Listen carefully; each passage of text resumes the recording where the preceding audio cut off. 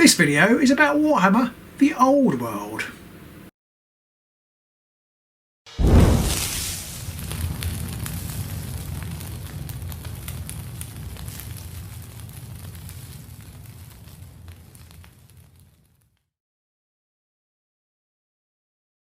Hello AOS fans, Robin here with a very surprising in between Christmas and New Year talking head. Cold in here, look. But I'm out here anyway in the garage. I've been locked in with my family for I don't know how long. I needed to get out no matter how cold it is out here. Yes, some parts of the UK have snow. We don't, but it's still rather chilly.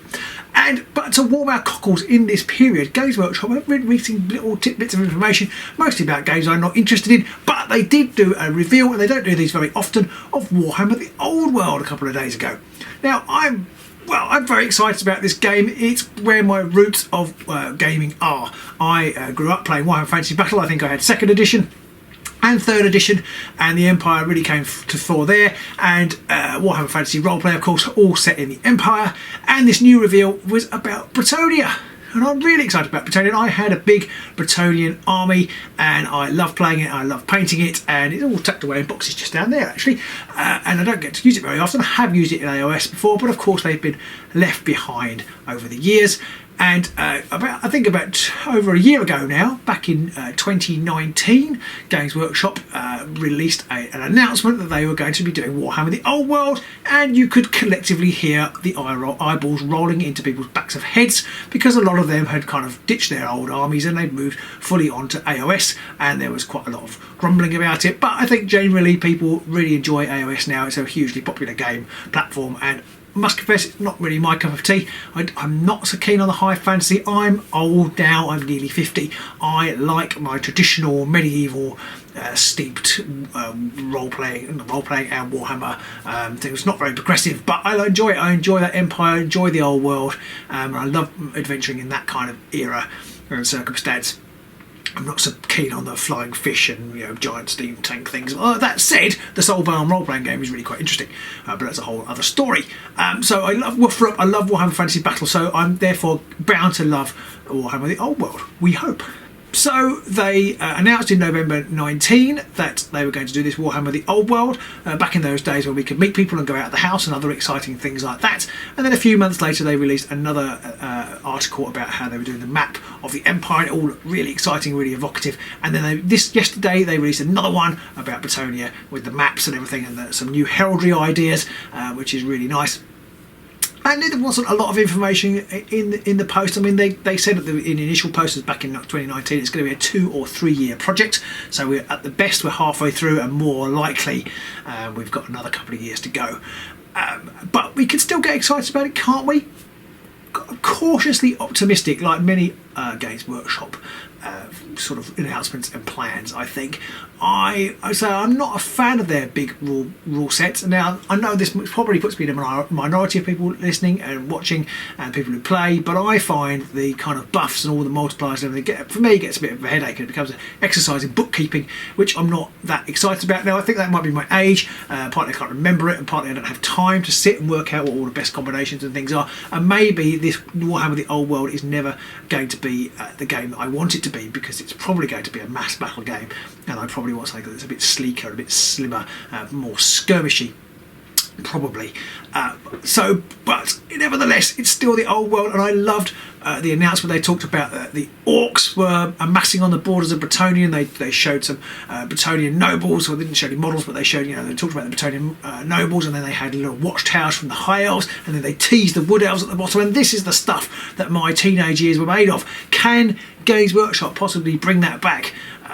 We can hope so. But what can we expect from the game? Well, it's really hard to say, isn't it? They've likened it to the Horus Heresy strand of their products for Warhammer 40,000, 30,000, I guess, the Horus Heresy, which is all Forge World. Now, Forge World does strike fear a little into my heart, because I'm not a big fan of resin models. I mean, they look amazing, but I find it really difficult to work with. I'm not the best hobbyist. I'm not the worst hobbyist, but I'm not far off. I'm not the best hobbyist, and the resin modelers, I've used them a few bits for Necromunda, and for me it's not that much fun, and of course it's quite expensive, almost prohibitively expensive for some people, and especially if you're looking at a mass combat game. I guess the Horus Heresy game, I've never played it, but I'm guessing you have reasonably small units of Space Marines. I know they've got some big vehicles and things, but I'm guessing it's reasonably small scale, so the cost in the model is not so prohibitive, but I can't imagine fielding a Goblinoid Horde army on the basis of Horus Heresy figure prices.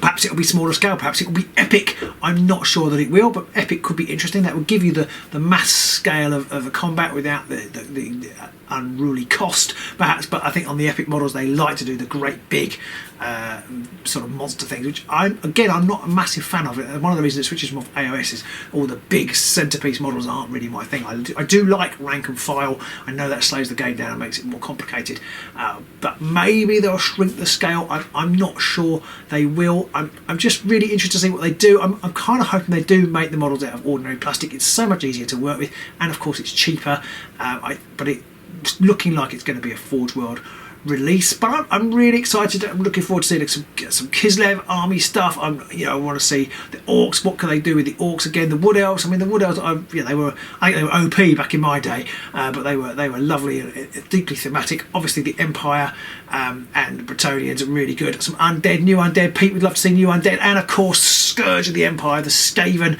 There's just so much wealth of this setting. Now, I don't actually know about a lot of the latter lore of the setting. I mean, I said I bought 4th edition. I think I bought 5th edition, and then I kind of stepped away, and I didn't really go into a Games Workshop then until Age of Sigmar came out. I used to pop in occasionally and appear around the corner, but I don't know a lot of the evolution of the Empire since then. But I'm fully sort of conversant with the Enemy in Flames campaign and all that kind of stuff. Power Behind the Throne with Middenheim and the adventuring in Outdorf, and I've read a load of the Cubicle 7 stuff that's coming out and has come out, and that's all awesome. The Enemy Within campaign is brilliant and really good, really ground setting. I would love for this system to work in tandem with each other. That's a tall order, will probably require more time than I've got to actually work, but wouldn't it be great if there was like a more time system which enabled you to adventure in the new old world setting, maybe dovetail with your Warhammer Fantasy roleplay, maybe dovetail with your larger battles in this new Warhammer, the old world. I have to say, the maps, if the quality of the game and the models is anything to go by the maps, we're in for an absolute treat, because the maps are gorgeous. I'll flash a couple up, but you can go and look at them on the Warhammer community website. The quality, as usual, of the design is great. Let's hope the game can support it, because I sometimes find the GW games, for me, I don't really like the way they play. For me, a lot of their games are all about the preparation, the hobby side of it, and the thought of it, and the actual getting down on the table.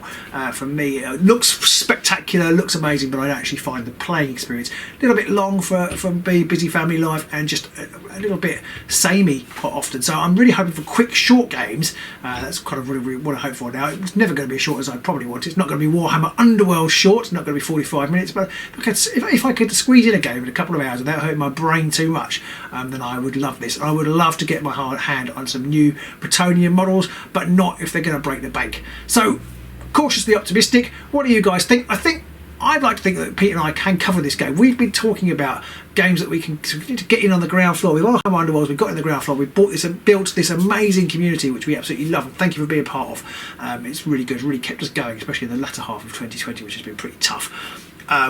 We love the community, and we keep looking for games which we might be able to get into, but we're too far behind to catch up on Warhammer 40,000. We're too far behind for Age of Sigmar. And then we did try Warcry, but then they just released so much stuff that we just couldn't keep up there. And then same with Kill Team. So maybe this game could be it. I mean, I'm guessing people are going to suddenly start producing armies that they've got hidden in the loft somewhere. But you have to assume that when the game starts, there's going to be, for each new army, there's going to be new models, because they are so different from the Age of Sigmar kind of aesthetic. And there's going to be new models and new armies. And so we could potentially get in on the ground floor. Unfortunately, the cost may mean that you have to watch Bretonnia versus Skaven every week. But we'll see. We'd love to get into the game. We're optimistic about it, cautiously so. but let us know what you think. Let's hope the Warhammer community pages have more information about this amazing looking game in 2021, and then hopefully Pete and I can also meet some face to face in 2021 and play some more games that already exist, rather than wondering about games that don't yet exist. But do let us know if you want to see more Warhammer the Old World content. Do let us know your hopes and fears for the game. Find us on Facebook. Do like and subscribe to this video if you've enjoyed it and you want more content from us. We'll do as much as we can. Let us know if you've got any ideas for some lockdown content, because we'd love to see it. Maybe we should do some painting, but we're not very good at painting, so maybe that wouldn't be a good idea. But in any case, this should be going out just before the new year, so do have a very happy new year whatever you're doing, and hopefully we can all have a better, more meaty-uppy 2021.